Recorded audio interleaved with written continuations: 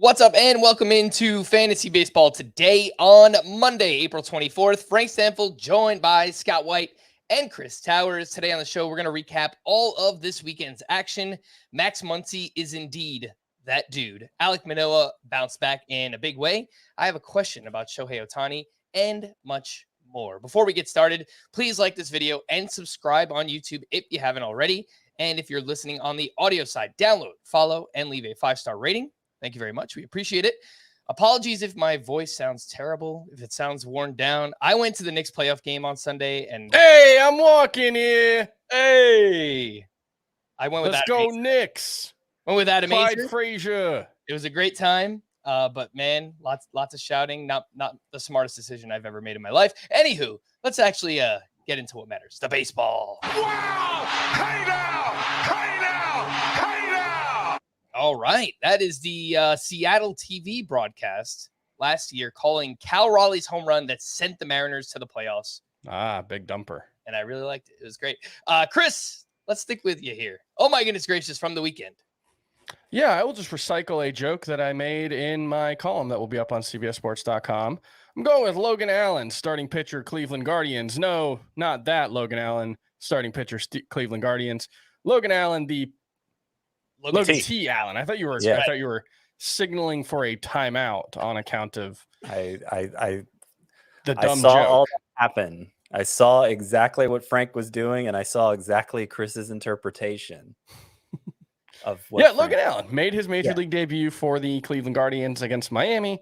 Obviously not the toughest matchup in the world, but I thought he was very, very interesting. He got 8 strikeouts and 6 innings of work, walked 1, gave up 1 run on 5 hits. Fastball velocity actually a little higher than I think the scouting reports as a prospect suggested. He averaged 92, so still relatively soft throwing.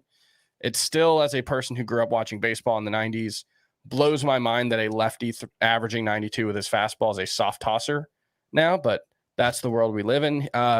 And I thought his fastball was really interesting because despite being 92 miles per hour, despite not being a particularly high velocity fastball, he had 9 whiffs with the pitch. And I think part of that is if you watch him, it's not a perfect comp, but he looks a little bit like Josh Hader in the way he delivers the ball. He's got a low arm slot. He hides the ball well. And it's the kind of situation where I do think the first few turns through the league, he could be, able to hide the ball and kind of deceive hitters. And, the scouting reports always suggested that the fastball played higher than the velocity might make you think. He's been around a 12 strikeouts per 9 guy in the minors. So I think there's something there. Got 5 whiffs with the splitter as well, a couple with the sweeper. I thought Logan Allen, starting pitcher, Cleveland Guardians, was pretty impressive in this one, and someone I think is worth adding. He is very impressive. Scott, I'll come your way in just a second. 20% rostered. He's widely available. Kind of took a step back last year in the minors. He took a step back last year. He was not very good. He's always been able to get strikeouts. That has always been the calling card for Logan Allen, Logan T. Allen in the minors. Scott, Florida International University, baby. Golden Panthers, let's go. Well, you got to make up your mind, Chris. Are you a New Yorker now? Are you still a Florida guy? Like, hey, 305. That's a combination of both, Kind of sound like Coach Z there. I don't know if you know who Coach Z is. I don't know who Coach Z is. No idea. Somebody does. Scott, the question here is, does Logan Allen stick around? Because I think that there is a lot to like and just kind of blind faith in the Guardians organization, the way that they churn pitching out. But does he stick around? That's the question. I don't see why not. At some point, Aaron Savale is going to return, but I don't think that's on the verge of happening. And I mean, Logan Allen was more impressive than Peyton Battenfield has been. I mean, Peyton Battenfield's been okay, but like Logan Allen actually seems like a better pitcher than Zach Plesac's pretty terrible. So yeah, I mean that like they've already pulled the plug. They've got Allen here now. He does this. His minor league track record. You mentioned Frank 2022. The ERA, he had a 4.75 ERA. The year before 2021, he had a 2.26 ERA and a 0.93 WHIP. And then the 3 starts at AAA this year for Logan Allen, a 1.26 ERA and a 1.05 WHIP. You mentioned like 12K per 9 everywhere he's been. It's a really interesting profile. It's one that prospect evaluators have a hard time with because he doesn't have like the eye-popping stuff, but he has that deceptive lefty quality. I think of it as like an Alex Wood thing. Alex Wood was a guy who didn't get a lot of prospect credit, even though he put up huge numbers in the minors, and he's gone on to have a really solid career. Allen, I think, could be better than that, because the most valuable thing, I think if you just want to reduce pitcher upside to one simple measurement, to one simple stat, pay attention to this, and if a pitcher nails this, then he probably has good upside, is the number of whiffs he gets with his fastball.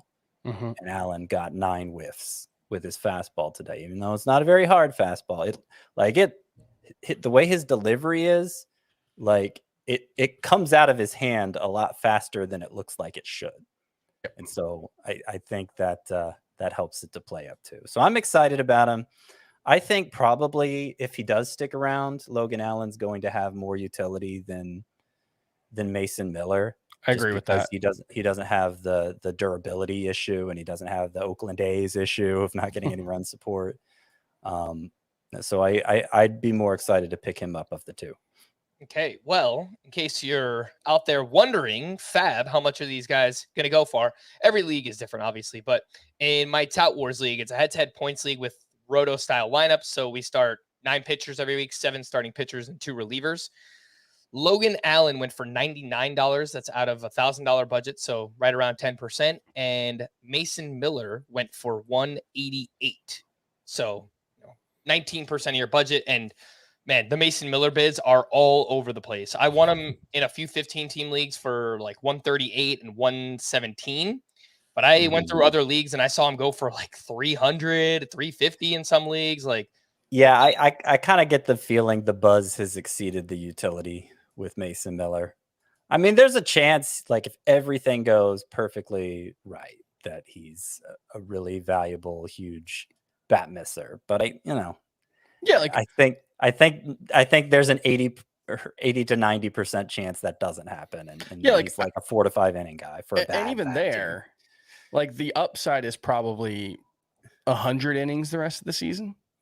Now, given the stuff he showed, it might be 130 strikeouts and a sub 3 ERA, and he could be really, really good. But even there, that's only so valuable. Mm-hmm. The leagues where I picked him up, I need ratio help badly. So I'm already like far ahead in wins. I got some strikeouts, but man, I really need ERA and whip help, and that's what I'm hoping to get from Mason Miller. Scott, let's go over to you. Oh my goodness gracious, from the weekend. So I'm going to go with Graham Ashcraft here, who didn't really do anything that notable on Friday. It was a fine start, 2 earned runs in 5 innings at Pittsburgh. He's had nothing but fine starts, Graham Ashcraft, at a time when pitchers on the whole are getting destroyed. Graham Ashcraft is 2-0 with a 1.88 ERA. And Graham Ashcraft was a pitcher who I hyped pretty hard in the last couple of weeks of draft prep season, especially. Just missing a lot more bats this spring. Was unveiling a new slider. And look, he's had success. So good for me, right? I don't know if he can sustain this. I'm pretty skeptical. His swinging strike rate is 8.6%. Like the whiffs just aren't there. They're not there. And it's really hard for a pitcher to be more than just a streamer type if he's missing bats at that rate. And like that's the very best case scenario. That's like, I don't know, like Cole Irvin last year was a streamer type, with a whiff rate, like with a swinging strike rate, I should say, like that. So I think given the pitcher market currently, and given the likelihood of regression here for Graham Ashcraft, I think he's an optimal sell high candidate. And I tweeted that out over the week, and the responses to it were a little intense in all different directions. How dare you say that about Graham Ashcraft? How dare you change your stance on Graham Ashcraft? Like, nobody's going to give up anything for Graham Ashcraft. They were very all over the place, but they were very strong. And so, on this longer form media, I wanted the opportunity to set the record straight, to clarify exactly what I mean by selling high on Graham Ashcraft. And basically, just as I said, he has gotten good results so far in a very bad pitcher market. So if you put him out there, it makes sense to put him out there just to see what you can get. And if you don't get anything good, then ride it out. See what happens. No harm in holding on to him.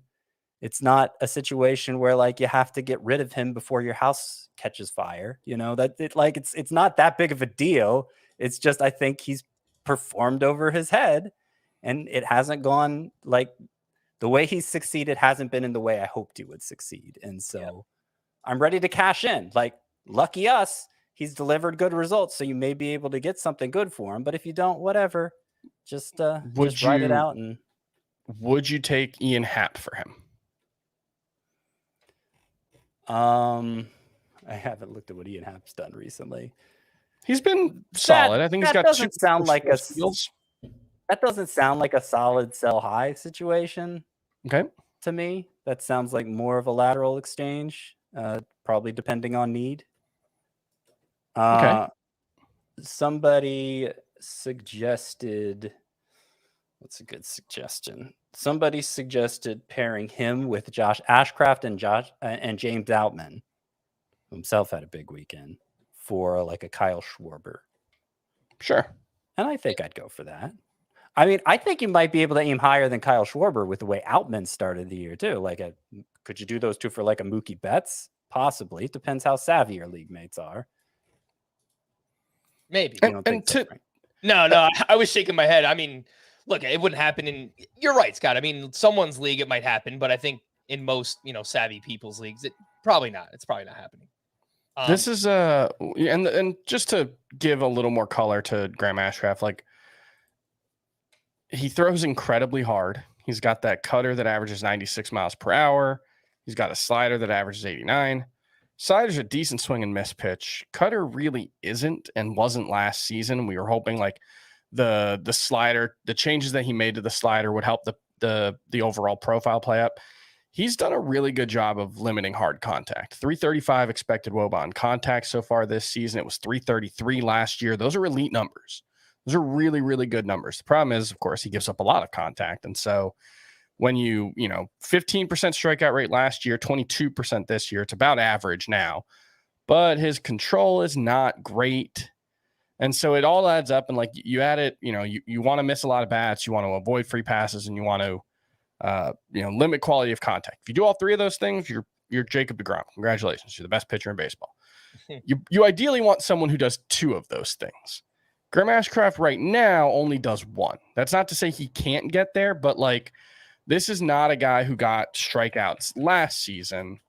And I'm trying to remember his minor league track record, but I don't remember him getting a lot of strikeouts in the minors. He had good strikeout rates in the minors. Okay. Majors is a different story, obviously.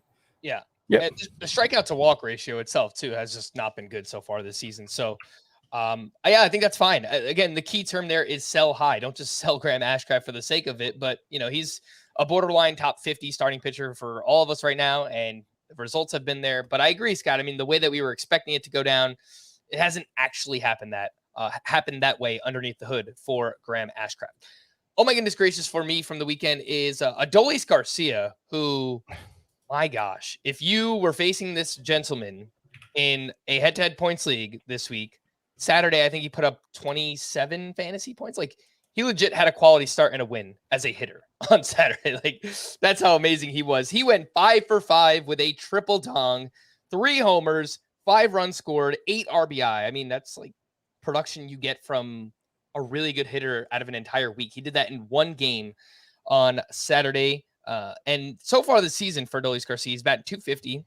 Strikeout rate is down to 20%. He's hitting the ball in the air more than ever before.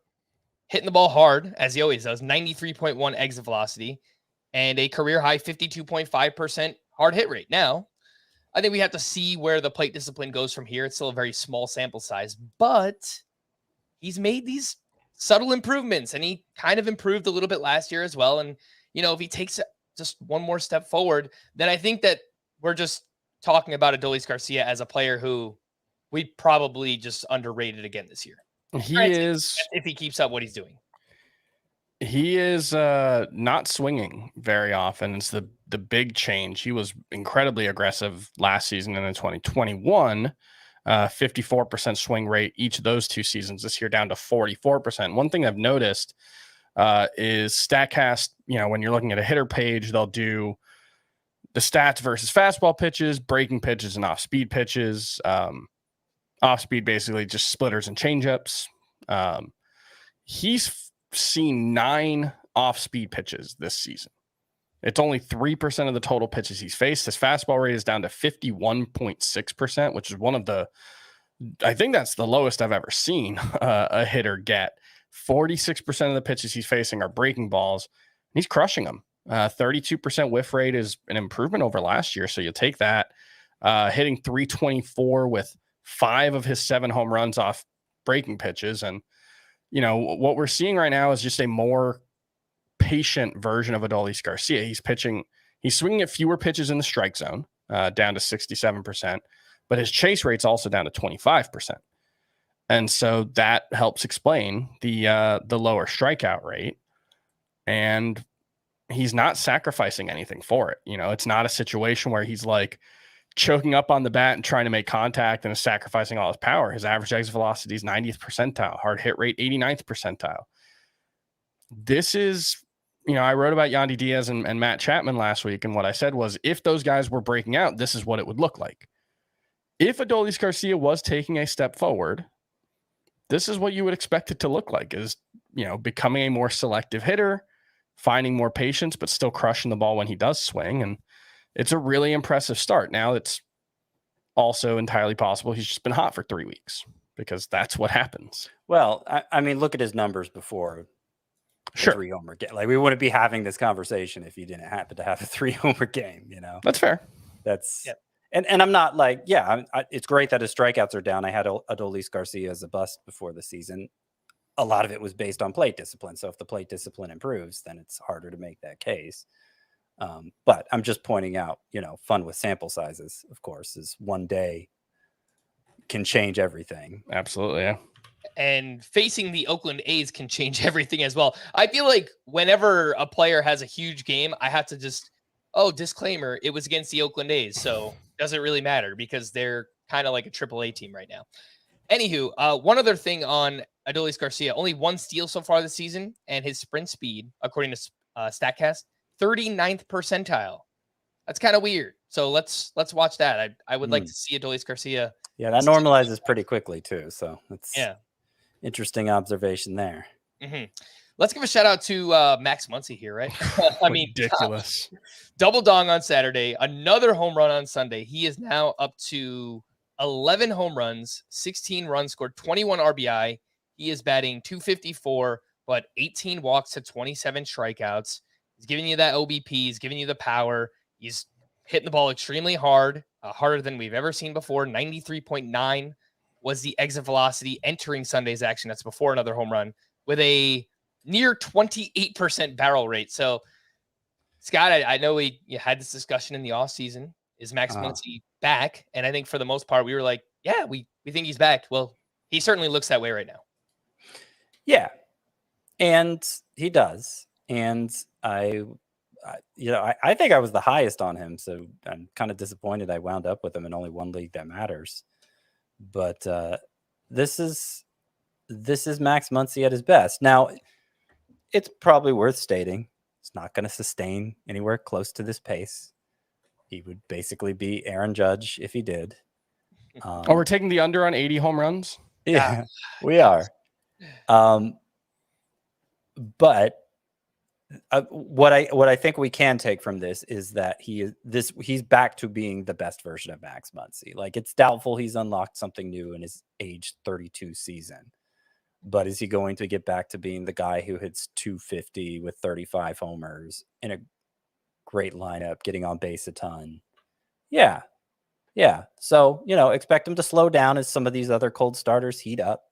Baseball, everybody takes kind of an up and down path to their final stats. And sooner or later, Max Muncy's going to go in a slump. And okay, that's just part of the game. But he's delivering you a lot of good numbers right now. And I think that's a good sign for the rest of the season. All right, let's take our first break. And when we return, we'll talk about all the waiver wire pitchers. There are a lot to talk about, and we'll get to them right after this. You should stay. I didn't think that this is what we were doing. I thought I had this handled, and she shows up in my home. If you tell someone to stop calling you the 20th time you pick up, what you've taught them is that 20 calls is what it takes. I'm not going to be ignored, Dan. I did not kill that woman, and I'm going to prove it. This is a wild game of survival.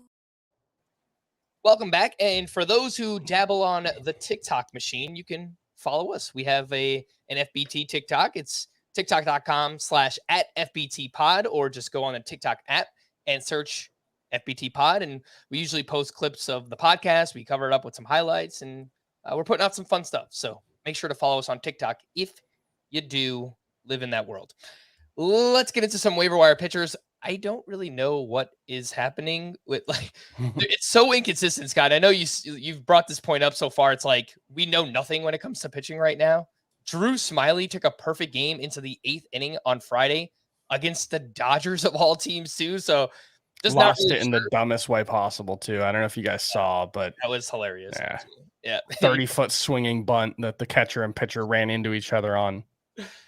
Yeah, it was pretty funny to watch. I'm sorry for Cubs fans out there. Anyway, he went 7 2/3 shutout, 1 hit, 0 walks, 10 strikeouts for Drew Smyly. He is 16% rostered, and over his last 3 starts, he has looked phenomenal. How about a couple other names here? Kyle Gibson tied a career high with 11 strikeouts going up against the Tigers. He is throwing a sweeper this season, which seems to be helping out the whiffs a little bit. He's going up against the Tigers again this week.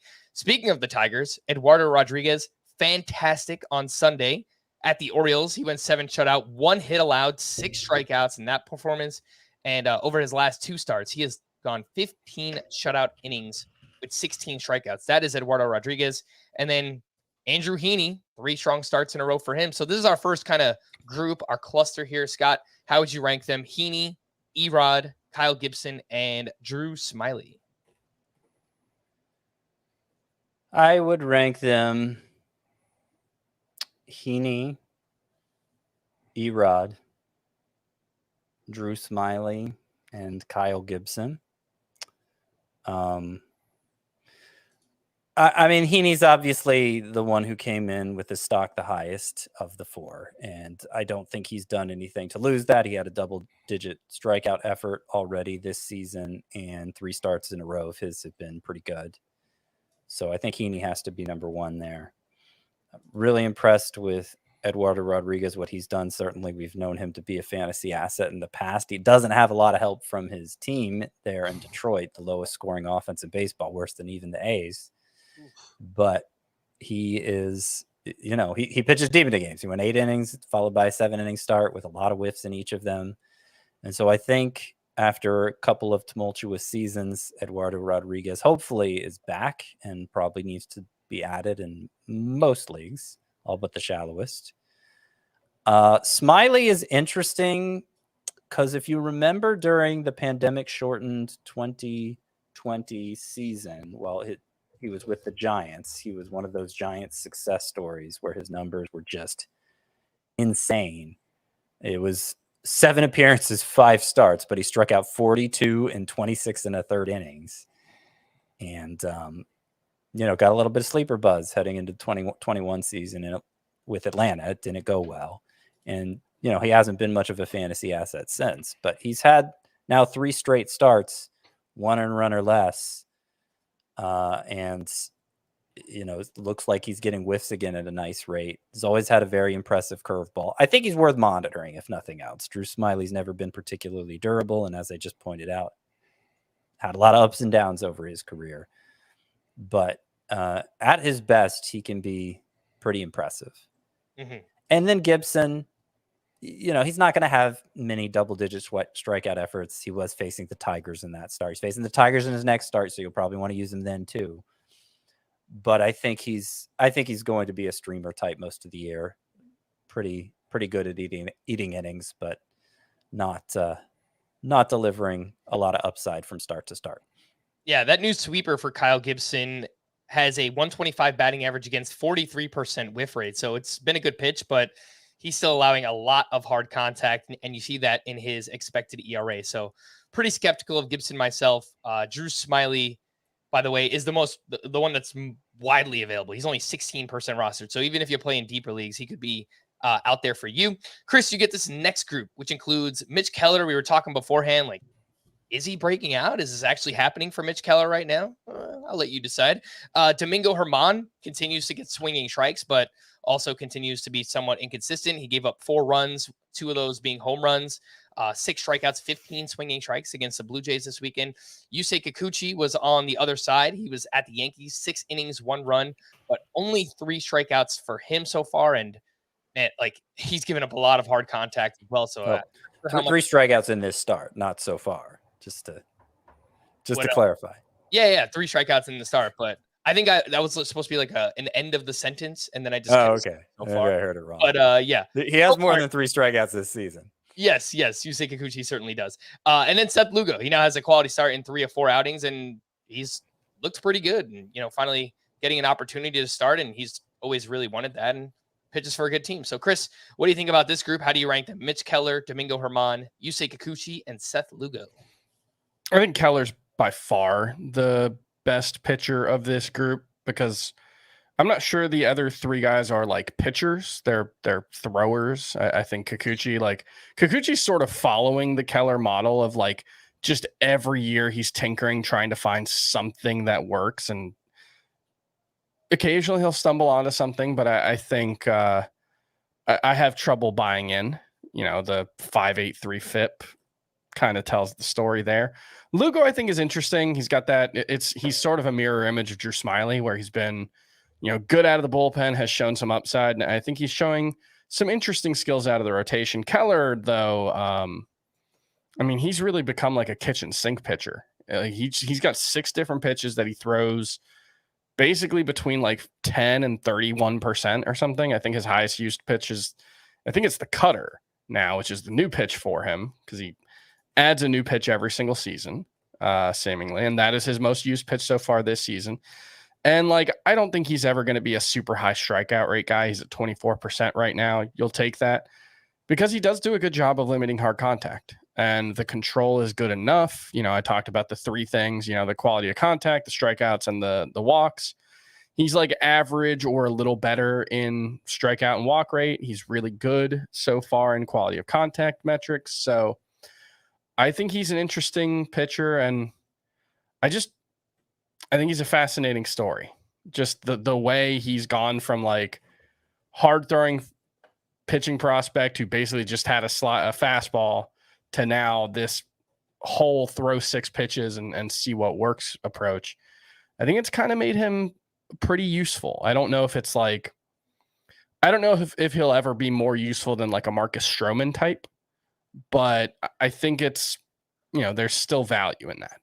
Hey, Marcus Stroman's made a career out of it, a mid to high 3s ERA, just a dependable starting pitcher. So yeah, I think Mitch Keller would sign up for that right now. Have we addressed the sweeper thing? Like because we talk a lot about the sweeper. It's like a new pitch that like StatCast has added to they used to classify sweepers as sliders. It's like a new pitch now. The distinction between a sweeper and a slider is basically vertical break. Sliders tend to have that 2-plane break. Sweepers are much more just side to side movement. Am I explaining this well? That's sliders how I tend to have understand it. Sliders tend to have more drop. Sweepers tend to be more like a, just lateral movement. So that's the distinction there. I think there was an interesting piece on The Athletic last week. We do this a lot with pitching, where there's like this one weird trick to make every pitcher good, and it's like hitters are probably going to figure it out at some point. So but it's just an interesting. We mentioned it with Kyle Gibson throwing the new split sweeper. Mitch Keller is also a sweeper guy. So just wanted to clarify that for the listeners. Shout out to Mitch Keller and the Pittsburgh Pirates, by the way. 16-7, currently on a 7-game winning streak and atop the NL Central. April isn't over yet, but man, it's been a really fun story so far this season for the Pittsburgh Absolutely. Pirates. Scott, you get this next group. It includes Wade Miley, who had another solid outing this weekend. I don't know how much upside there is, but seems like he's kind of back to that high floor version of Wade Miley that we've seen. Braxton Garrett turned in another solid start. It was at the Guardians, 5 2/3, 1 run, 3 strikeouts for him.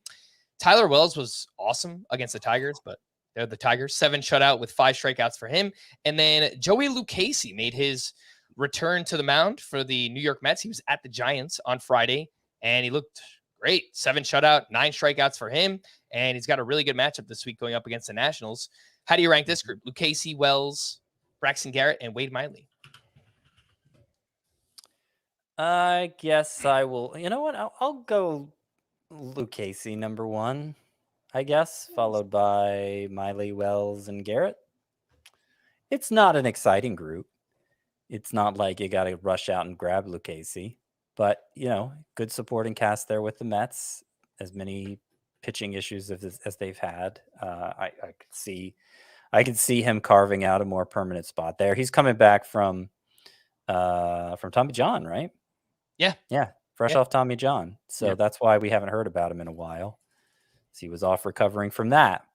I like that they let him go 7 innings in this first start. He's not always going to strike out batters at this clip, but he's another deceptive sort of lefty who can pitch beyond his marginal stuff. So he's interesting, if nothing else. Yeah. Casey. Wade Miley, what I said about Kyle Gibson, I could also say for Wade Miley. Just, not a lot of upside there, but probably going to be streamable when he's facing bad matchups. I think they both happen to be facing the Tigers this week. So they're both among the top 10 sleeper pitchers for me this week, Wade Miley and Kyle Gibson. And who does that leave? Tyler Wells. Yeah. I mean, the numbers are great for Tyler Wells. He didn't come into the season with the hype that Graham Ashcraft did, so it would be hard to call him a sell high. But 2.70 ERA, 0.69 WHIP so far, and just had a great start against the Tigers. I don't think there's a lot there, to be honest. But 11.7 swinging strike rate, that's not bad. I don't think there's a lot there, but let's, he's in a good ballpark for fly ball pitchers, which he is, I believe. Yeah. And if you're looking into streaming pitchers this week, Braxton Garrett, well, I think he's kind of interesting. He's got a terrible matchup at the Braves, and Tyler Wells is going up against the Red Sox. So while I think those guys, have some slight intrigue, I don't really like the matchup for either one. This last group here, Chris, includes JP Sears. He had 11 strikeouts Friday, but also gave up 4 earned runs over 6 innings at the Rangers. And the last 2 names, I mean, gosh, what is dead may never die, but they're kind of pitching well. It's, Rich Hill has made 3 good starts in a row. He's got a 2.12 ERA during that time up against the Nationals this week. And then Vince Velasquez on Sunday, 7 shutout, 10 strikeouts for him. And he had 15 swinging strikes, 10 of those on the slider. He's throwing his slider more this year. I mean, I feel like we've been duped by Vince Velasquez so many times, but more so deep leagues than anything here, Chris. And any thoughts on JP Sears, Rich Hill, and Vince Velasquez? In my 15-team leagues, I did not look to add Vince Velasquez. I don't know if he's available in the 24-team Dynasty League that we're in. Maybe I would add him there. That's about it. But yeah, I'm not going to buy in. I don't really have much interest in any of these 3 guys. I don't know. I think it was just weird things can happen in one start sample sizes, and sometimes weird things cluster, as they did this week with or weekend with bad pitchers pitching well, which I think is probably the best explanation here. I will, like, if we're combining this group with the last group, where the last group I put Joey Lucchesi number 1, I'll put Vince Velasquez number 2. it's rare you find a pitcher. It's rare you see a pitcher get 15 plus swinging strikes 2 starts in a row. And as you pointed out, Frank, he changed up his pitch mix a little this year. He threw his slider 49% of the time in this start against Cincinnati on Sunday. He's been throwing that more. That is a way that marginal pitchers can kind of help their arsenal play up, is to lean on their breaking stuff more. So I think it bears watching, if nothing else. But I wasn't looking to add Vince Velasquez in my 15-team leagues either. I think maybe there's more of a chance that he emerges as something than there is for like Tyler Wells. All right. Well, if we want to add some pitchers, we need a few names to drop as well. And these 3 stood out to me this weekend. Michael Kopech was hit hard once again. He gave up 5 runs over 5 innings pitched against Tampa, one of the best teams in the league right now. But he still had 9 strikeouts, but 4 walks as well. Tyler Anderson has a 7.20 ERA through his first 4 starts of the season. And Dre Jameson, well, I do think there is some upside. He has some prospect pedigree. He lasted 1 inning on Sunday. He gave up 3 earned runs. He had a couple of walks in there. He's 56% roster. I think people probably picked him up for the 2-star week this past week. Chris, where are you at in terms of dropping these names? Kopech, Tyler Anderson, Dre Jameson. Drop a meter for Kopech, 10. He's got a fastball, and that's his only good pitch at this point. If he shows something with one of the secondaries, maybe, but he's just been dreadful basically since joining the rotation, frankly. I do think it's interesting he got so many swings and misses while throwing 72% fastballs. His fastball is really good. It's a really good pitch. It's just the only pitch he has, and it's really, really hard to survive in the majors these days with just a fastball. It also seems like he's regained some of the velocity he lost last year with that move to the rotation. So that's just very small signs for encouragement with Kopech. I'm not opposed to dropping him by any means, but I'm not ready to bury him yet either. If that makes sense. I'm burying him. Anderson, I'd say a 9. I think I have a dropout for him in one of my leagues. So hopefully I get the player I want to add. And Jameson, I'd probably want to hang on to the most out of this 3, but I think he's very droppable. The upside is mostly theoretical there. It's not like we're not even talking about like Logan Allen's minor league track record.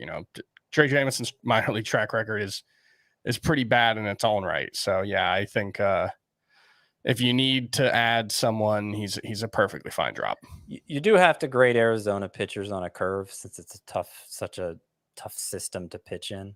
Mm-hmm. And the strikeout numbers for Jameson were always very good.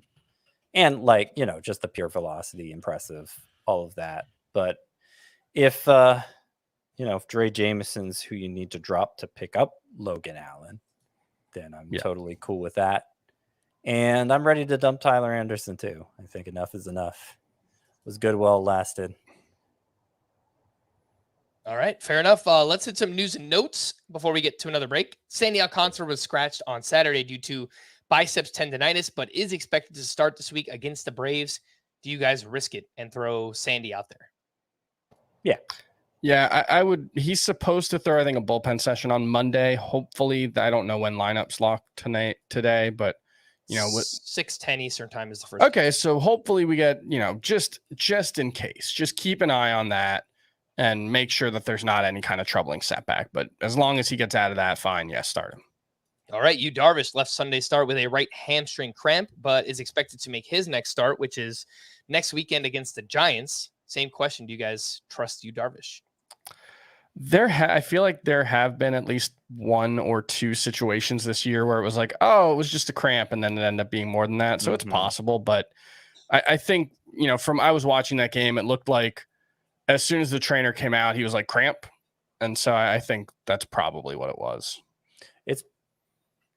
So it's probably fine. The fact it's so late in the week, if they decide to push him back another 2 days, oh, well, suddenly it's the following week, Yeah. But I would lean yes on Darvish unless you just have a great alternative. Okay. This is the first time we've heard this about Bryce Harper, but apparently he could return as the Phillies DH as soon as the first weekend of May, which, wow. Okay. Where did that come from? But I was reading the MLB.com story on this, and he's about 2 months ahead of Shohei Ohtani's return from Tommy John surgery. And I think like if he did return the first week of May, it would be about a month and a half before Ohtani did. So it's not like outrageous. It's certainly seems like since spring training, he's been well ahead of his timetable. But, that was true. Like he took batting practice for the first time a month and a half before he was expected to. So it seems like it's just been a best case scenario across the board. Mm-hmm. And he could turn out to be one of the bigger draft steals if it actually does happen. Astros GM Dana Brown said Jose Altuve is ahead of schedule and will undergo x-rays in the next 2 weeks to see how he's healing. Justin Verlander threw 43 pitches over 3 innings during a simulated game on Sunday. He expects to pitch in a minor league rehab start on Friday. So, maybe he's back the following week after that. Yeah, I think it's he's just going to need the one if everything goes well, is what Buck Showalter said. Tristan McKenzie began a throwing program on Friday. He's missed the start of the season with a muscle strain in his right shoulder and is eligible to return. I believe it's May 29th. Doesn't necessarily mean that he will be back on that date, though. Carlos Rodon played catch on Sunday. Aaron Boone said the plan is for Rodon to continue with his throwing program this week. Chris Bryant exited Saturday with an ankle injury and did not play on Sunday. Do you guys roll the dice and start Chris Bryant this week? I'd rather not. If you're in a 5 outfielder league, it might be hard to avoid, but I'd rather play it safe.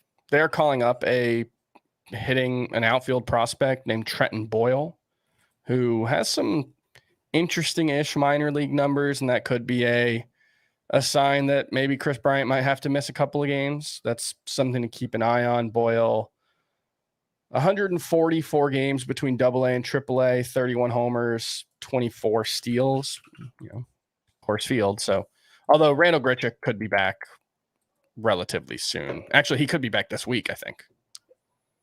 I don't know if it's this week, but it's coming. It's getting closer. I remember reading something about him last. It was he'll be reevaluated Monday after playing in rehab games this weekend. He could be back this week. Okay, was the one I saw. Nice. Michael Harris took part in batting practice Saturday. He's been out with a lower back strain. Raisel Iglesias will throw a live bullpen session Monday, and he looks to be closing in on a rehab assignment. They need him too because AJ Minter has looked very bad recently. Dodgers catcher Will Smith is not expected to return until Friday at the earliest, which is a bit of a shock. He was talking like he was going to return this past Thursday, and now he's out until Friday. So you might need a catcher if you have Will Smith. Tim Anderson fielded grounders and ran a handful of sprints on Saturday. He could start a rehab assignment soon. He's on the IL with a left knee sprain. Tony Gonsolin will likely return and start Wednesday against the Pirates. Scott, we actually had some rumblings that, maybe Gavin Stone would get called up this week to make a start, but I think instead they're just going to, Gonsolin will be back a little bit sooner. Would you start Gonsolin his first? I wonder if Stone would have come up if he hadn't been so bad at AAA. Yeah. It's been bad. No, I mean, in theory, the Pirates are a good matchup. They've actually scored a lot of runs this year. Yeah. But I don't think any of us expect that to last. But it's more the fact that Gonsolin only went 3 innings, I believe, on his rehab start. So I imagine he's going to have a pretty low pitch cap for this. And I'd rather give him a start and not use him. Watch how you talk about that lineup, Scott. Connor Joe batting third on Sunday. So take that. Where did he come from? Where did he go last year? And I was back, all he had to do was get out of Coors Field. And then, apparently that's when you break out. Holding people back, MJ Melendez was removed Sunday due to lower back tightness. All of a sudden, these catcher injuries are starting to add up here. We'll get to another one in just a bit too. Logan O'Hoppe. Yikes. It appears that Nick Martinez and Ryan Weathers have been shifted back to the Padres bullpen now that Joe Musgrove is back. Travis d'Arnaud hit in the batting cage Friday, his first baseball activity since landing on the concussion IL. Chris Bubich will undergo Tommy John surgery. We'll always have that one that he was lined up for. I saw someone in the comments do is Logan Allen the next Chris Bubich? We got to stop acting like Chris Bubich was a bad ad just because he got hurt. It's unfortunate timing, but the skills that he showed his first couple of starts were really intriguing, and it's just really annoying. I've seen people do this on Twitter. I've seen people do it in the chat. Yeah. Chris Bubich got hurt, guys. It's like it wasn't like he was just bad. He was pitching with an injury that ultimately required Tommy John surgery. Let's calm down. Yeah, I don't like. Are we not supposed to tell you when pitchers are doing new things and they look interesting? Like, yeah, I think we had every reason to be somewhat excited about Chris Bubich, but the unfortunate news is that he does need Tommy John surgery. Jorge Polanco was activated Friday, and as a result, my heart has broke because Edward Julian was optioned back to AAA. He was striking out quite a bit. The Greek god of walking back to Syracuse or whatever, wherever they play. He's a French emperor. He's not a Greek god. Stop it. Don't do that, Chris. Come on. Harrison Bader will likely spend a couple of weeks on a rehab assignment before being activated. Kyle Hendricks is set to begin a rehab assignment. He's working his way back from a shoulder injury and, frankly, has not been useful for fantasy in quite some time. Josh Donaldson will likely be out a couple of weeks with a grade 1+ strain in his hamstring. I don't grade 1+. That sounds like grade 2. Why do the Yankees do this? I don't get it. Mitch Garver will be out at least another month. Kenta Maeda is penciled in as a probable starter Wednesday against the Yankees. We should probably avoid Kenta Maeda for now, right? Yeah. Alex Kirilloff may be optioned to AAA after his 20-day rehab assignment ends this week. I saw your tweet, Scott. They reported that before his 2-homer game Sunday. Oh. I wonder if that he's got like 3 homers in like 6 games on his rehab stint. He's still got like 12 days left on his rehab assignment or something. So he could play. Life could find a way. Absolutely. Players that went to the IL this weekend, I hinted at it, but Logan Allen has a torn labrum in his shoulder, needs surgery, and will miss 4 to 6.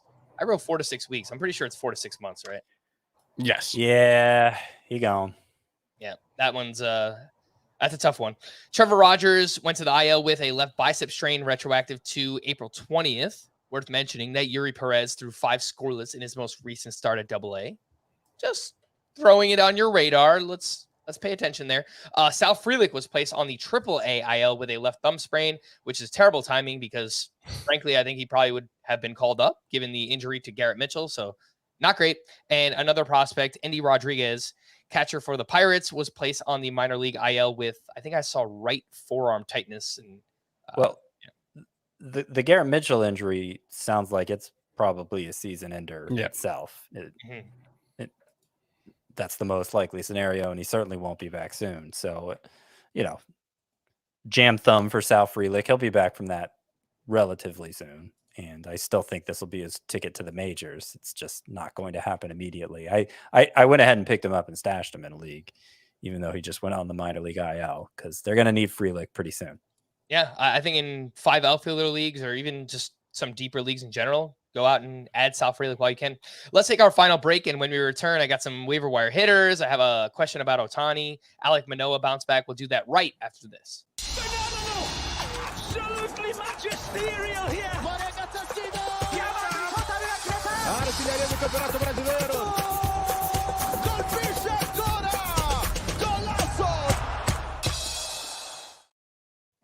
Let's hit some waiver wire hitters. And Josh Lowe had another big game on Friday. He went 2 for 4 with another stolen base. And Scott, I do know he's on your sleeper hitters this week. It's all righties. The Rays are facing all righties. They're kind of tough righties, but if you're not going to start Josh Lowe in a week they're facing nothing but righties, then what's the point of even having him?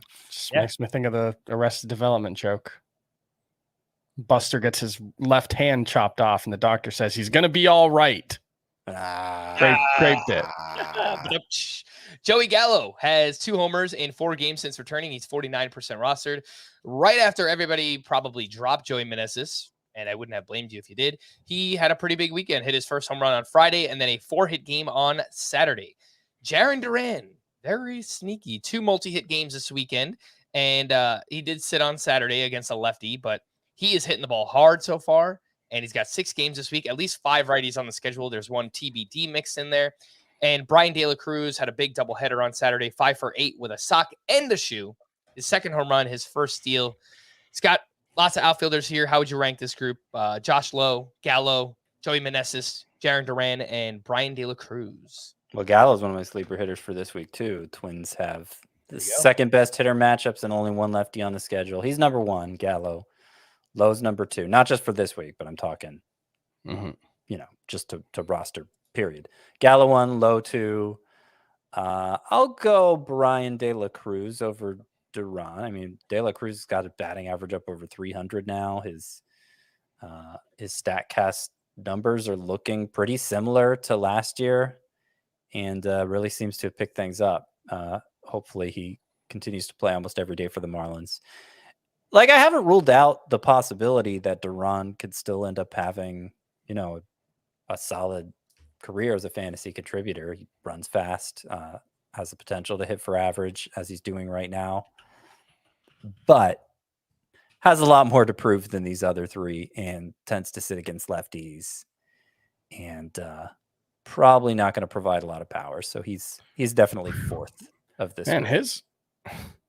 his average exit velocity on 14 batted balls is 97.4 miles per hour, Jarren Duran. I hadn't noticed that, but 64% hard hit rate. Yeah. Very, very small sample size, obviously tilted towards right-handed pitching. And he's got nine of his 28 plate appearances against lefties. That's actually a pretty decent ratio. So I remain very, very interested in him. Don't know if it's like add him everywhere interested. It's probably not, but interested in. Do you prefer De La Cruz to him as well? Probably, yeah. Yeah, maybe a floor versus ceiling thing there. I think I trust the playing time more with De La Cruz for now, but Jarren Duran, 85th percentile max exit velocity, 83rd percentile sprint speed so far. He's kind of a post-hype name, and if you play in deeper 5 outfielder leagues, I would actually look to add Jarren Duran now and just see where it goes. In speaking of deeper leagues, Mauricio Doban went 3 for 5 with a steal on Friday. I wrote down he led off 7 games in a row, but I didn't actually see what he did on Saturday and Sunday, so I'll look that up real quick. Connor Joe, another 3-hit game on Friday. He's up to 22% rostered. Deeper leagues, first base outfield eligibility. And Dubon led off Saturday and Sunday, so that's now 9 straight games for him leading off. Actually, Jarren Duran, and Connor Joe both got added to the sleeper hitters. Over the weekend because I had to replace a couple guys, so they're both in there too. If you need a catcher, which again, there's a lot of injuries right now. Gabriel Moreno had a big game on Friday, and he's coming around. And Scott, I know the D-backs have the best hitter matchups this upcoming week. They've got 3 games in Coors Field next weekend, so absolutely. And shallower 1-catcher leagues, Gabriel Moreno, I think, is an ad. If you play in 2-catcher leagues and you're desperate, Christian Betancourt is getting hot. He's got 3 home runs in his last 5 games that was following Friday. I have a question about Shohei Ohtani that I'd like to ask you guys, and he was amazing as a pitcher once again. He did hit another home run on Sunday, so that's I think it was part of a back-to-back home runs. There were Taylor Ward, Mike Trout, and of course Ohtani. But as a pitcher Friday, 7 shutout, 11 strikeouts, 22 swinging strikes going up against the Royals. He's got a 0.64 ERA, 0.82 WHIP, 38 strikeouts, 15 walks, lots of walks so far. But the strikeouts have been there. The swinging strike rate looks fantastic. I have a 15-team league, the Great Fantasy Baseball Invitational, where I have started Shohei Ohtani as a pitcher every single week. And I think the state of pitching right now, the way that it is, and the way that Ohtani's performing, this is a first-round pitcher right now, the way that he's pitching. I think there's like a legit argument to use him solely as a pitcher right now in week 1. I mean, he looks like the AL Cy Young frontrunner right now, right? I only have him in 1 league, and it is a points league, which would encourage you more to start him at pitcher. I started him at pitcher the last 2 weeks, and I think I was the most opposed to that idea coming into this season. Like, he's a first-round caliber bat. You're not going to use him at pitcher that often, but I didn't expect the pitching environment to be so bad, and Ohtani's one who's shining every single start. So it's hard to take him out of that pitcher spot. It helps that he hasn't been amazing as a hitter yet. He's on like good, but the standards are really high, but he's on like a 90 run, 90 RBI, 35 homer pace as opposed to, 45 homers and 110 RBI and whatever we usually expect from him. So, but he's made some changes. He's pitching like the best pitcher in the world right now. Whether he can continue to he has a 2.28 expected ERA despite a 14% walk rate. because he's got 36% strikeout rate, which is higher than what he had last year. He's yet to allow a barreled ball this season. His expected WOBA on contact allowed is like 250. He's been outrageously good. He's throwing his sweeper 50% of the time. He has a 34% whiff rate with it. Yeah, it's been real fun. Yeah, and he's going up against the Oakland A's this week. So I am in favor of, yes, probably starting Ohtani as a pitcher once again, but it comes down to your team needs. What do you need more? And I would imagine most people probably need the pitching right now. So that's the way that I'm handling Shohei Ohtani in those leagues as of now. Yes. Can I bring up another hitter, a potential hitter pickup? Sure. That I see is only 43% rostered on CBS Sports Leagues. Harold Ramirez of the Rays, he just hit his 5th home run on Sunday, which I think he had 6 all of last year, and he's already up to 5. Another kind of a similar story to Yandy Diaz. Always hit the ball hard, but never high enough to get a good home run total, and his launch angle is up too. He started 7 of 8 games. You know, I think we've kind of been passing over Harold Ramirez because we think of him as a platoon guy and the weak side of a platoon. He started 7 of 8 though. He's batting .373 with those 5 home runs, and I think at this point probably needs to be rostered in a lot more than 43% of leagues. It's not, you know, a money back guarantee he's going to be this good all season long, but he's sustained it for long enough that if I need hitting help and he's out there, I'm going to take a shot on him, you know? Mm-hmm. Imagine dropping a guy like that in a 24-team dynasty league. I don't know anyone who would do that. Something you did, huh? Yeah, and you need a first baseman too. I need a first baseman too. It's just I lost in the Scott White Dynasty League by 5 points this week, and I lost last week by half a point, and like it's just very painful right now. So I'm going to stop talking about it because it's making me feel bad. A few pitcher questions that I wanted to bring up. A huge bounce back performance for Alek Manoah. We really needed to see it. He was at the Yankees, 7 shutout with 5 strikeouts in that game. The fastball velocity was up 0.5 mile per hour. The slider was up 1.4 miles per hour. And the slider, that was the best that it's looked all season so far. And the other one I wanted to mention was Shane Bieber. I kind of feel like he's been underwhelming, and we haven't really talked about it much, but 5 2/3, 3 runs, 4 walks, 4 strikeouts, going up against the Marlins of all teams this weekend. He allowed 8 hard hits, 92.4 exit velocity against. He has 4 strikeouts or less in 4 of 5 starts this season. The strikeouts are down, the walks are up, the hard contact is up. He's got a 4.71 expected ERA. He's got 2 pitchers that maybe are trending in opposite directions right now following Manoah's good start. Your thoughts on those 2?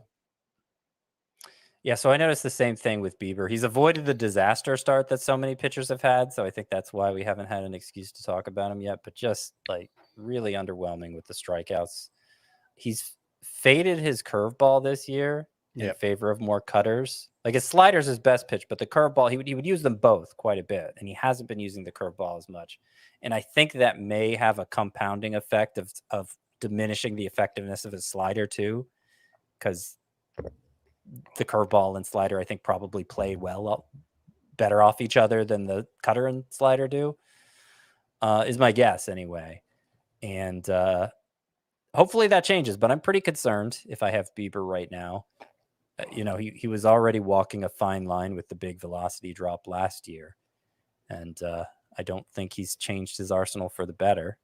So that's what I'd say about him. Alek Manoah, you know, he just needed to start throwing more strikes is how it looked to me. Was walking 4. I think he had 4+ walks in every start prior to this one. Let me double check that. It was too many walks, whatever it was. I have, let's see, he had 4+ walks in his previous 3 starts before Saturday. Okay. And then he walked 1 in this one. He had a nice strike percentage. I think 2/3 of his pitches were strikes. So yeah, like hopefully he's fixed now. I know the Blue Jays were saying they thought he was behind in the buildup and was forcing things. That was their explanation. And hopefully he's calmed down now. He did this against the Yankees, obviously, which is encouraging, especially encouraging. So I feel good about Manoah today. All right. Well, we're kind of nearing the end, so I'm going to just bounce around a little bit to just the other big performances from the weekend. If anything really stands out to you guys, just feel free to jump in, interrupt, and obviously say whatever you need to. But Zach Gallen, masterful start. The guy has been awesome. His past three starts, they're all scoreless starts, 29 strikeouts to 1 walk during that time. After a slow start, he's looked phenomenal. Garrett Cole has been the most consistent pitcher in baseball this season. 5 2/3 shutout with 4 strikeouts for him. His ERA is down to 0.79 so far this season. Shane O'Mac, actually, yeah, he deserves this. Here comes the money. Here we go. Money talk. Here comes the money. 6 innings, 2 runs, 10 strikeouts to 1 walk against the White Sox. 32 swinging strikes. I was trying to think if we've seen a number that high before. I think somebody had 35 swinging strikes last year, I want to say. I don't remember who. I feel like 32 is like 2 years ago there was a random performance from like Patrick Sandoval where he had 30 or something like that. Yes, Patrick Sandoval has had like a massive one like that for sure. It's otherworldly, though. That's insane stuff, man.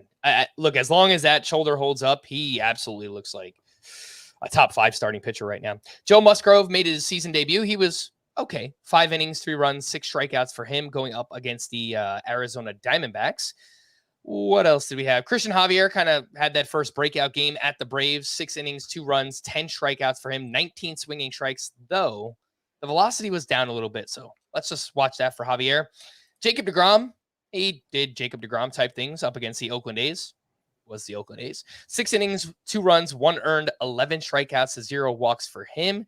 And Jack Flaherty had 9 strikeouts on Sunday, 23 swinging strikes for him. And he's kind of been trending in the right direction as well. I don't know what's going on with him. This was everything you wanted to see from Jack Flaherty. But like, even though he's been trending the right direction, the underlying numbers didn't look great. Like, okay, so he got 23 swinging strikes in this one.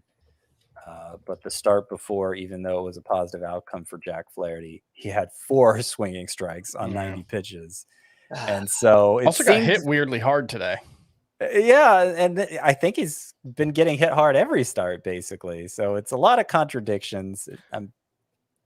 I remain skeptical, but if you're looking for reasons to be encouraged by Jack Flaherty, this was clearly the most encouraging start. I mean, by the way, that was tied for the 5th most swinging strikes in a start in the StatCast era, according to the McClanahan StatCast, the Shane McClanahan one, the 32. The highest swinging strike rate in a start for, at least for players who got that many swinging strikes, because he only had 88 pitches. The 4 starts with more than 38 swinging strikes, 119, 110, 108, and 132 pitches. Wow. Clayton Kershaw got 35 whiffs on 132 pitches back in 2015. Oof, man, crazy stuff. Very impressive. Yeah, awesome stuff. A few hitting leftovers. Nico Horner might just be a stud. He had 6 more hits this weekend, 2 home runs. He's batting .355. He's got 9 steals, 20 runs scored. He looks fantastic so far this season. Ronald Acuna picked up 5 more hits and 4 steals. He had 3 in 1 game. He's got 12 steals already. The month of April is not even over yet. He's 20 runs scored, .374 batting average. Acuna looks amazing. Fernando Tatis hit his first home run of the season on Saturday. Jared Kelenic, back-to-back games with a home run on Saturday and Sunday.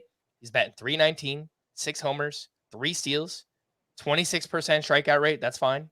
He's hitting the ball hard. He's barreling it up. And he's 5 for 15 against left-handed pitching so far. So it looks really, really encouraging so far for Jared Kelenic. And some positive signs for Masataka Yoshida. 7 hits over his last 4 games, including a double dong with 6 RBI on Sunday. He changed his batting stance a little bit. I think he said he wasn't seeing the ball well, changed his batting stance this weekend. And yeah, finally got his first barrel this weekend, I think. All right. First couple. Yeah. Good stuff there. Call to the bullpen. A few updates here for the White Sox on Friday. Ronaldo Lopez disaster outing. He entered the ninth with a 2-run lead. He gave up 3 runs on 2 home runs, did not record an out. He's been very up and down. Times where he looks like one of the best relievers in the game, and then others where he just does not have it. For the Phillies on Friday, Jose Alvarado picked up his 3rd save of the week. And then on Saturday, Alvarado was unavailable. Craig Kimbrell converted the save, but Alvarado is the guy right now, and he's 50% rostered. I thought so, but then on Sunday he did pitch, and he pitched in the 8th. Yeah. What was the situation there? I don't know. It was, I mean, it 4-3, I believe, when he pitched. And then it ended up it was being 7-3. Sorry. Okay, yeah, and it ended up being an even more lopsided win. So it's not like, 9-3 was the final score. But yeah, I thought that was weird because I agreed with you. Oh wow, they've clearly anointed Jose Alvarado to the closer role, and then Kimbrell got the save Saturday. Alvarado needed a day off, but then what happened Sunday? Exactly. I still think, like, of all the Phillies reliever, Alvarado's the guy you want, and probably should be rostered everywhere. But there is still that seed of doubt. Yeah, and last year down the stretch, manager Rob Thompson, he went closer by committee and really kind of mixed it up. So he could do that again. I hope it's not the case because Alvarado looks amazing so far. For the Braves on Friday, AJ Minter entered the game with it tied at the time. He gave up a 2-run home run to Yordan Alvarez, and then AJ Minter gave up 3 more runs on Sunday. So they need Raisel Iglesias back soon. It wouldn't surprise me. Maybe Nick Anderson gets their next save opportunity, but he's been pretty bad. For the A's on Friday, Zach Jackson pitched the 8th inning with the game tied, facing the top of the lineup. He allowed a hit and a walk, but no runs. They took the lead. Yuri's Familia picked up the save in a 1-run game. I don't think that I want to chase the Oakland A's bullpen. It was a crazy weekend for the Angels. Carlos Estevez on Friday night pitched the 8th inning with a 2-run lead. Then Jose Quijada got the 9th, and he picked up his 4th save of the season. Then on Saturday, Jose Quijada got the 9th with a 2-run lead. He gave up 5 runs, and he took the loss. And then on Sunday, Carlos Estevez, he got the 9th, and he converted his 3rd save. Scott, do you have a feel here for the Angels bullpen? I mean, I think I'm leaning more toward Quijada still. He had worked a lot, and surely they'll give him a pass for that one ugly appearance. But I don't think it's a situation yet where there is clearly just one guy. Estevez is still in the mix. I just don't think he's as good as Quijada. Mm-hmm. For the Royals on Saturday, Scott Barlow pitched a 9th inning with a 3-run lead. He got his 2nd save. Aroldis Chapman pitched earlier in the game in the 7th inning with the game tied at the time, 6-6. For the Astros, Brian Abreu picked up 2 saves on Saturday and Sunday. I don't know why he pitched both days. I mean, yeah. So, I mean, Presley had worked a lot in the last week. Mm-hmm. So you could clearly he needed a day off Saturday, and that's why Abreu worked then. They may have wanted him to take another day off Sunday, given his health history. It also may have been a situation where Abreu just happened to be the one warmed up because entering the top of the 9th, it was a tie game, and then the Astros scored 3 runs, making it a safe situation. I don't know exactly who was warming up when. I don't think Brian Abreu is about to become their closer, though. He'd probably be a good one. He's a really good reliever, but I don't think they decide to kick Presley out of that role unless he's hurt and they're hiding something there. For the Cubs on Sunday, Michael Fulmer pitched the 9th, down 2 runs, maybe get him back on track. Nope. He gave up 2 more, and his ERA is now 8.68. Chris, I know Boxberger got a few saves recently, but he gave up 2 runs over the weekend. I kind of think the name to watch here in deeper leagues is Brandon Hughes, who was very good down the stretch last year for them. Yeah, I think that's a name to watch, but I think Boxberger would have to fail first. Yeah. So I think he'll probably get the first opportunity. Speaking of Michael Fulmer, by the way, I mentioned I lost by 5 points in the Dynasty League, right? Michael Fulmer gave me negative 11.5 points. That's pretty bad. Yeah, so if I just take a 0, I win. Great. For the Dodgers on Sunday, Brusdar Graterol picked up a 2-inning save with Evan Phillips on the paternity list. Phillips is supposed to be activated on Tuesday. And then for the Rangers on Sunday, Will Smith allowed a hit but picked up his 2nd save. And Jose Leclerc last pitched on Friday. He pitched Wednesday before that. I feel like he should have been available. So Yeah, I wasn't sure because it's not like they were facing a murderer's row of lefties in the ninth. I mean, they were facing the A's. And I wondered if just the fact they were facing the A's with a 3-run lead, they were like, let's give Leclerc another day of rest here. We don't really need him to nail this one down. That's my hunch, but I don't really know. I mean, For what it's worth, Smith has been very good. Yeah. Yes. You know, small sample size, but the quality of contact metrics, strikeout rate are all very good so far. I feel like Leclerc has been pretty good too. Just quickly pulling it up to see. Well, he hasn't allowed a run, but man, his strikeout to walk ratio is quite bad so far. So we'll see. Leclerc versus Will Smith. That's something to watch. To stream or not to stream, let's start with Monday. Cal Quantrill versus the Rockies. That game is in Cleveland. So I could stream him for that. I don't love it, but it's fine. Dean Kramer versus the Red Sox. I don't love it. Don't love it. Edward Cabrera at the Braves. I want him on my team, but not to start. Yeah, I actually have him as a 2-start sleeper. Yeah. But Because he got the Twins? No. Neither of his matchups is good, but he's getting 2 of them. Yeah. But when you're going daily against the I don't know. I like him more than Kramer, even though it's a tough matchup. That's fair. Matthew Boyd at the Brewers. Nah. No. Ken Waldichuk at the Angels. Nah. Jose Suarez versus the A's. Nah. No. Brad Keller at the Diamondbacks. Nope. No. And Tommy Henry versus the Royals. Get real. All right. On Tuesday, Peyton Battenfield versus the Rockies. Nah. I guess not. I mean, it's fine. It's fine. It's fine. It's fine. Yeah. It's I don't think he's a very good pitcher, but it's a really good matchup, and he's pitched well so far. Kyle Bradish versus the Red Sox. I think I like Bradish more. Yeah. Bailey Falter versus the Mariners. Nah. Josiah Gray at the Mets. Nah. Eric Lauer. I may be starting him this week, but yeah. Eric Lauer versus the Tigers. Sure. That's okay. Mason Miller at the Angels. In Roto, not points. All right. That's probably going to be my Mason Miller answer most of the time. Griffin Canning versus the A's. I think that's okay. Yeah. He looked really interesting his first start. Or First 2 starts. First 2 starts, yeah. Velocity's up. Ryan Nelson versus the Royals. Nah. I'm okay with that if you're really struggling. Mm-hmm. Yeah, he's not been great, but neither have the Royals. And then Brady Singer at the Diamondbacks. Not with how bad he's been. No, I agree. We're going to wrap there for Scott and Chris. I am Frank. Thanks as always for tuning in to Fantasy Baseball today. Please make sure to follow and leave a 5-star rating on Apple or Spotify. We'll be back again tomorrow. Bye-bye.